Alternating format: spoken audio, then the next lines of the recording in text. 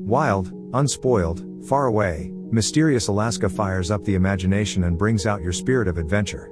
It is now much easier to explore Alaska's magnificent mountains, lodges, fjords, and glaciers and see whales, seals, grizzly bears, and other wild animals than it was even a few years ago.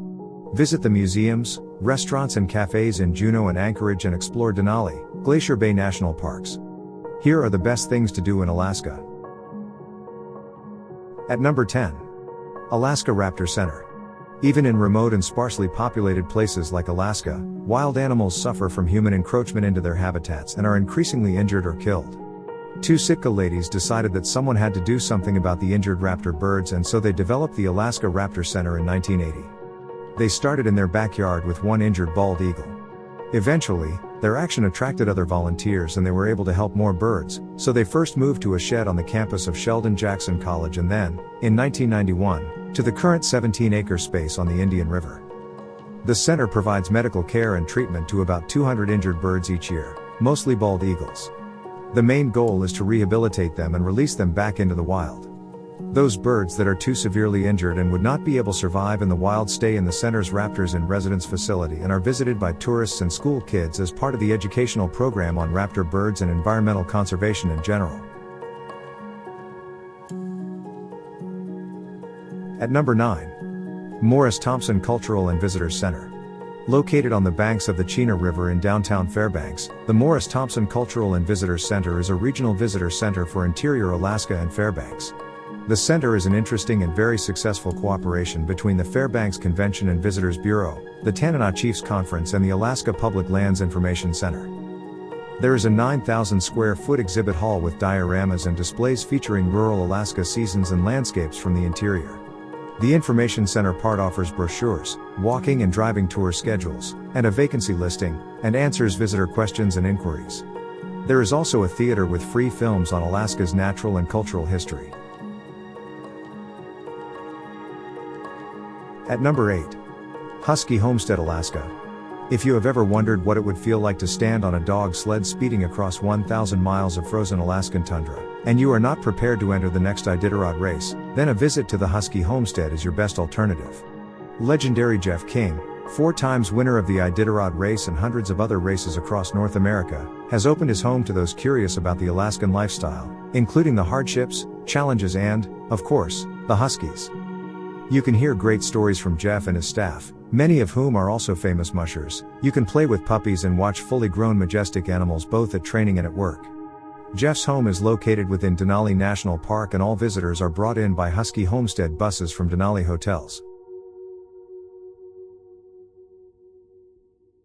At number 7. Running Reindeer Ranch.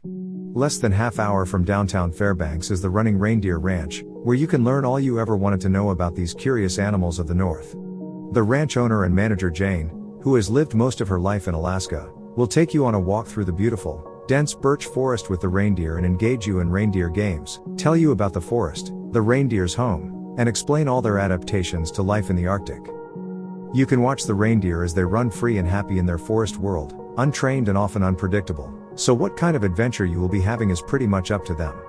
Once the walk is over, Jane will take you to a nice, warm room by a fire, give you cookies and a hot drink and tell you stories about life in the north and, of course, about reindeer. In the summer, she will proudly show you her vegetable garden.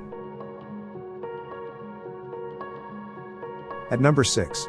The Aurora Ice Museum, Fairbanks, Alaska. Located in the Chena Hot Springs Resort, the Aurora Ice Museum is open year-round. Created with over 1,000 tons of ice and snow, the museum is kept at 25 degrees Fahrenheit, -7 degrees Celsius, so visitors are loaned parkas to tour the museum in comfort. The museum contains a gallery displaying sculptures by world champion ice carvers Steve and Heather Bryce, an observation tower, 3 bedrooms, polar bear, Christmas tree and children's fort, a Northern Lights room and even an ice outhouse. An ice altar can be rented for on-site special events or weddings, and the museum's chandeliers change color to evoke the aurora borealis. At number 5. University of Alaska Museum of the North. Located on the Fairbanks campus of the University of Alaska, the University of Alaska Museum of the North is a great introduction to vast, mysterious Alaska, including its people, history, art, culture, plants and animals, through a range of galleries with permanent and temporary exhibits. A new wing, added in 2005, is an art exhibit in itself, evoking glaciers, alpine slopes and the legendary Yukon River, and has won many awards. The gallery showcases 2,000 years of Alaska art, from old Eskimo carvings to contemporary sculptures and paintings, both native and non-native.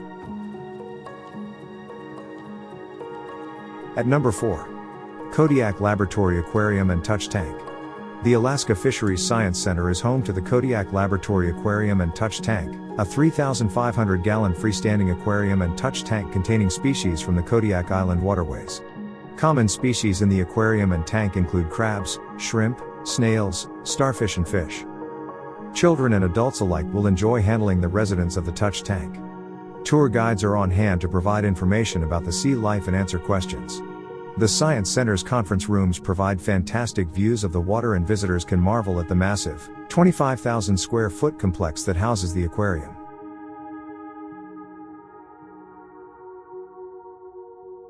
At number 3. Sealaska Heritage Institute.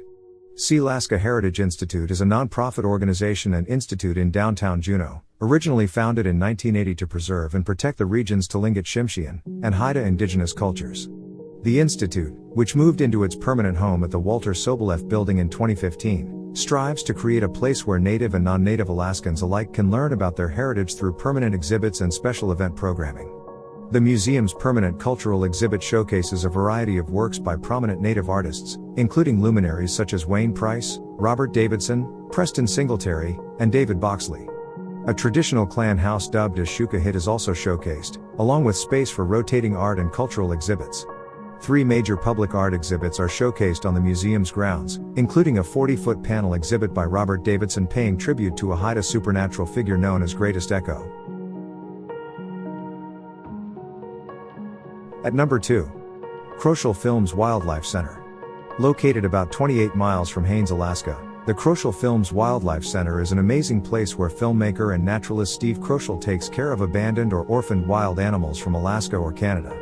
It is not a zoo, though, and the animals live free and unmolested in their natural environment, providing you with some perfect photo opportunities as you walk along a well-groomed trail for about 600 yards through the magnificent Alaskan wilderness. You will encounter 15 species of animals, including grizzly bears, foxes, wolves, lynx, moose, reindeer, owls and others. Steve combines his filmmaking and animal care with a message about the interconnectedness of all life on Earth and natural healing.